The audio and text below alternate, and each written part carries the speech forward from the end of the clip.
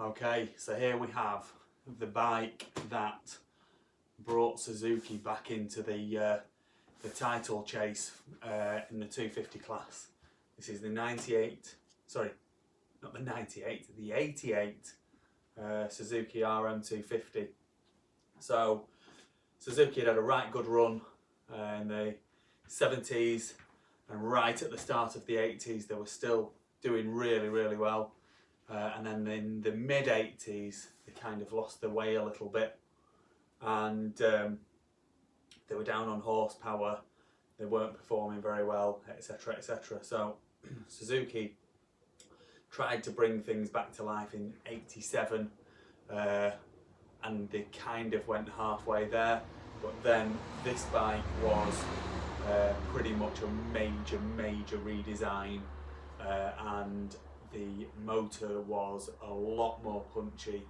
It had a power valve on it which they'd not had before, and it had muchly improved suspension.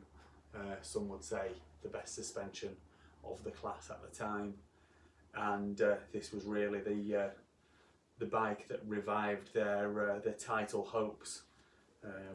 So quite a good model, very good model for Suzuki at the time, and here we go, here we have one. So this is obviously, in its current condition, is not a title contender, but it's not a bad bike really, and just needs a few bits and pieces and a nice cosmetic tidy up.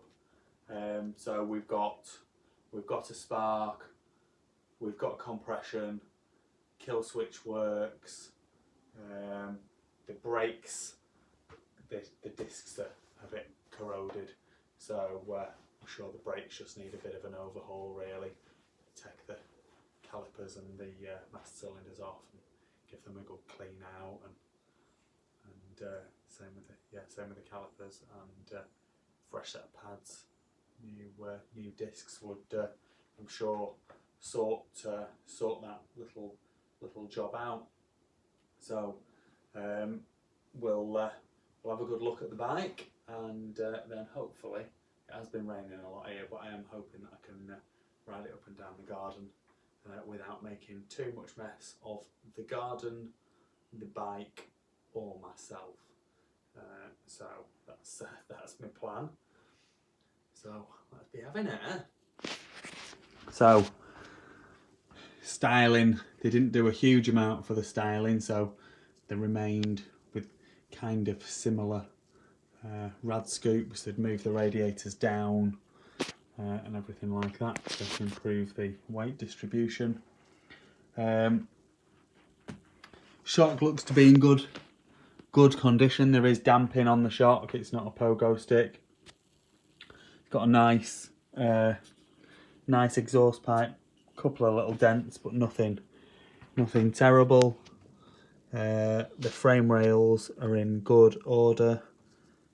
The crankcases look to me, I've had a look around it, and they all look to be in good order. It's got the engine number there, it's got the frame number, which they're always kind of behind the CDI. It's got the original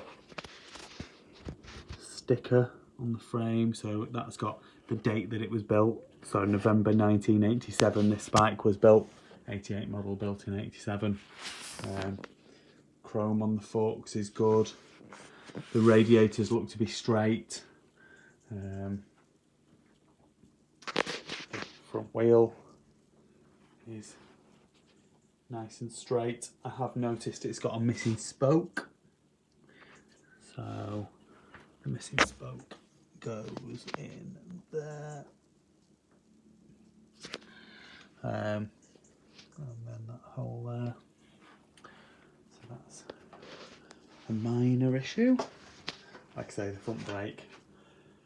front brake's very spongy, and when you push it, it's a bit grabby, the brakes. So I'm thinking just a good old brake overhaul really.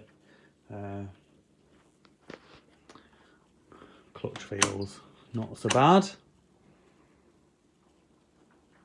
I say the engine and the frame look to be in great condition. I'm sure this is the original. Well, it is the original paint. It's got the original date sticker on, and at some point I would think that this has had a top end rebuild. I'm not sure off the top of my head whether the barrel would have been blue out of the factory. I'm thinking it would have been, but it's possible that that it wasn't. It was factory as bare aluminium like that. I'm not 100% sure. Someone would have to correct me on that. I'll do the gear shifting in a second. Someone's put a side stand on it, which it's nice for me pushing it around, but if you're doing motocross on it, you'd probably be wanting to take that off. Actually, that might be a factory side stand. It's got the factory bracket, side stand bracket on it, which is probably for the American market, really. Possible that was a factory supplied thing, because it looks in pretty decent factory style. I'm gonna say that this bike hasn't done a huge amount of work. It's just been left. It's been ridden. It's been left dirty, and it's a bit of a shame for it, really. I'm sure that that is the original rear silencer. That would have been on these. It looks very Suzuki silencer, standard silencer to me. Got the original stickers on the nitrogen bottle on the rear shock. It's a nice bike. It's a nice bike. Just needs a bit of work, not a huge amount of work, and it will be a good one, I'm sure. A real good one, actually, looking around it. Anyway, let's get the gearbox check done, and then let's see if we can get her fired up and get her ridden around for a bit. So here we go. So we're in neutral, down into first, up into second, third, fourth, fifth, that's the top of the box, back down into fourth, back down into third, second, and there we go, there's neutral. I know I've just said it, but I mean, looking at this bike, look at like the stator cover there. There is some wear, but there's not a huge amount of wear on it, and it's the same on the clutch cover on the other side. So yeah, I would say this is a relatively low hour bike.